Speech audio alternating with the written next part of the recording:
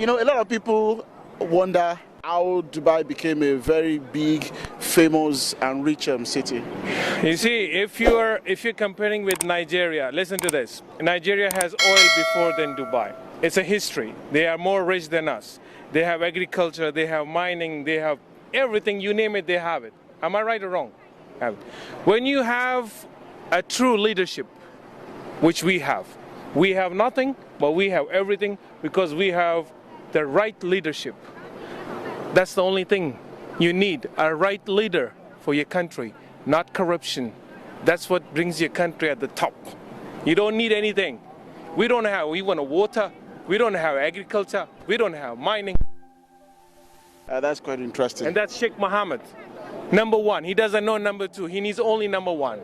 He says, I don't know, there's no number two in my book, only number one. I hear he doesn't ride in a convoy, is that true? Yeah, no, he doesn't because everybody loves him. Yeah. We love our leaders too.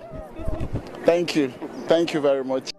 If you are conversant online, you will notice some persons saying they are being rejected for a foreign online gig because they are Nigerian. I'm talking about skilled Nigerians that have worked out themselves to learn one or two skills and they want to make money online. They are being rejected for such role because they are Nigerian. Many of you might have had such experience before. I'm not talking about those that are applying for visa. I mean, that one is a common recurring decimal. You see people who apply for visa and they are being rejected. People don't want you to come to their country anymore.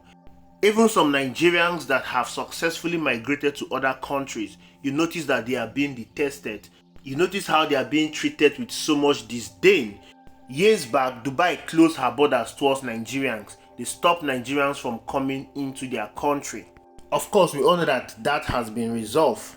And just last week, you saw what Libya government did to the Nigerian national team. A national team is a symbol of Nigeria. A national team represents Nigerian government anywhere they are, and they are to be respected. But you saw what the Libyan national team did to the Nigerian national team without any cause of remorse. And some persons were saying that if this was under Olusegun Obasanjo, this will never have happened. All these things I just mentioned showed one thing. It showed that Nigeria is no longer regarded as a powerhouse of Africa. Nigeria is no longer regarded as a giant of Africa. Nigeria is being treated in the International Committee of Nations like a country with no economic consequences. Not like a country with no economic consequences. Actually, Nigeria does not have any economic consequences anymore. Yes, Nigeria used to have economic consequences. Now, what do you mean by economic consequence? Economic consequences means repercussion that comes when you go against a particular country. For instance, the United States of America, for instance, you dare not treat a citizen from the United States of America with so much disdain. You dare not disrespect citizens of the United States of America. If you do that, it comes with economic consequence. It's either the United States sanction you, it's either they stop doing business with you. Imagine if the United States place sanction on you or they stop doing business with you. There is going to be their economic consequence on your nation. In the case of Nigeria, for instance, there is no economic consequence. That is why any nation will come up and do anything against the citizens of Nigeria, and there will be no repercussion, there will be no consequences, because Nigeria has lost her glory in the International Committee of Nations. Without even going far, when Bola Ahmed Tinubu became the president of the Federal Republic of Nigeria, you saw what happened between him and Niger Republic. Niger Republic is a very close neighbor. We have close relationship with them, we do business with them.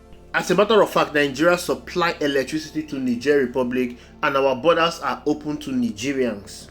They had a military coup, and acting as ECOWAS chairman, Bola Ahmed Tinubu decided to impose sanctions on Niger Republic to the point that he even allegedly ordered the military to invade Niger Republic. All the sanction and the talk of invasion against Niger Republic did not deter them from calling off their military junta in that country. They stood resolute, called the bluff of Nigeria, and Bola Ahmed Tinubu had to turn around to lift up the sanction after Niger Republic decided to create a Sahel state with other military junta states in the sub-Saharan region. That was a huge own goal from Nigeria, and it actually put Nigeria in a more bad light than she has always been. Imagine the United States imposing a sanction on you. United States of America will not lift up that sanction until the reason why that sanction was imposed on you has been resolved, and you must definitely come begging. It all shows how Nigeria has lost her glory in the International Committee of Nations. And a number of times, a lot of persons blame the citizens of Nigeria for all of this. But the truth is, the reason why Nigeria is experiencing all of this is because of the leadership failure at home. We are having a very serious problem at home, and it all boils down to leadership.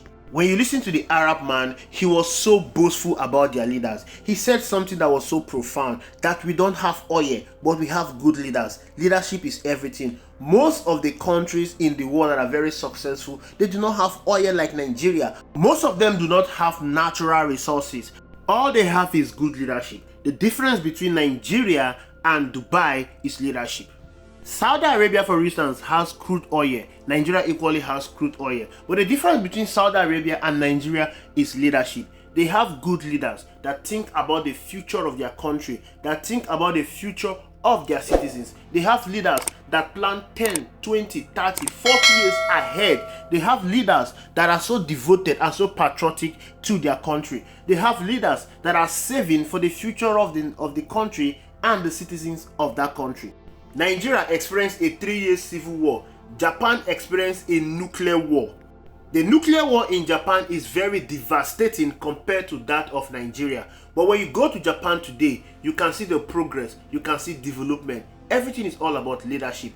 Japan turned her ruins to gains, and the citizens in that country, they've forgotten about the nuclear war they experienced because of the progress in that country. But Nigeria, decades after the civil war, they've not forgotten the civil war that occurred, to the point that a presidential candidate, Mr. Peter Obi, wished one of the warlords, the person that committed a genocide against the Igbo, a happy birthday. Mr. Peter Obi was attacked by his own people because they've not forgotten what happened in the civil war. The reason is because the cause of that civil war that happened decades ago is still staring us in the face right now. Let me not even mention Japan because I'm going very far. Look at Rwanda, a country in Africa. They experienced a 4-year civil war from 1990 to 1994. Due to their effective leadership, they've been able to move past that civil war and rebuild their country, and that country is progressing very well. Nigeria's own civil war was in the 1967, but they are unable to move past it because of bad and ineffective leadership. But it's quite unfortunate that someone in Dubai knows that our problem is leadership. But we, who are experiencing the bad leadership in this country, we do not understand that the problem we are facing in this country is bad leadership. We have all the human and material resources, but without good leadership, we cannot make any headway. Let me narrow it down for proper context for you to understand the important role of good and effective leadership. In 2012, Nigeria was rated the 3rd fastest growing economy in the world, alongside Dubai, China and India. Goodluck Ebele Jonathan as the president was overseeing this economic reform in this country, but Nigerians felt that the country was not moving forward, and they voted out Goodluck Ebele Jonathan and brought in President Muhammadu Buhari. Buhari destroyed all the economic indices in this country, took the nation backward. The same Nigeria that was experiencing economic growth alongside China, Dubai, India and others went backward, and this other country moved forward because of their leadership efficiency. From 2015 to 2021, India lifted 135 million persons out of poverty, whereas her counterpart Nigeria, that was also rated as the 3rd fastest growing economy alongside India, threw in 88.4 million persons into poverty from 2015 to 2021. The number grew to 135 million persons as of 2024. India successfully lifted 415 million persons out of poverty in a span of 15 years. But Nigeria successfully threw in 135 million persons in that same very span of 15 years. Everything is all about leadership. India also have their own crises. They also have their own issues. They were also living in multi-dimensional poverty. Nigeria had a very robust economy than India in the 1980s. India was struggling with leadership failure in the 1980s, but because of visionary and efficient leadership, they were able to overturn whatever thing they were experiencing into the positive and develop their country because of effective leadership. Whereas Nigeria has gone back to the woods, Nigeria has gone backwards, Nigeria has greatly retrogressed because of ineffective and bad leadership.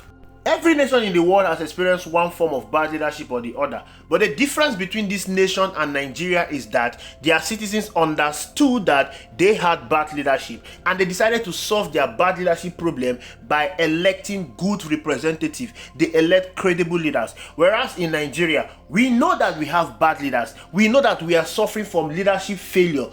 But rather than electing good leaders, we decide to continue on that same trajectory of bad leadership because there is no explanation to the reason that we voted in President Muhammadu Buhari as the President of the Federal Republic of Nigeria in 2015 to 2023, and we still continue on the same vein of electing Bola Ahmed Tinubu, a man that is in the same political party with President Buhari. In other countries, they hold grudges against politicians and political parties that don't perform well. They vote them out. But in Nigeria, we reinforce failure. We celebrate failure. We give a failure another chance to continue in another level of failure.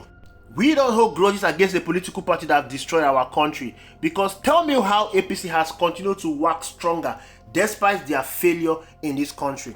Like I said, every nation has experienced leadership failure. For us to come out of this quagmire, we need to start electing credible leaders. We need to start holding grudges against people that underperform, people that do not meet our expectation. Bola Ahmed Tinubu is performing below expectation, not even below expectation. He is performing woefully because there was no expectation from him at all. But trust you me, Bola Ahmed Tinubu will still become the President of the Federal Republic of Nigeria in 2027. Nigerians are still supporting him. It shows we are not yet ready to redeem ourselves. It shows we are not yet ready to fix this country. It shows we are not yet ready to come out of this delicate situation that we have put ourselves into due to our electing bad leaders. Thank you for watching. I will see you in the next video.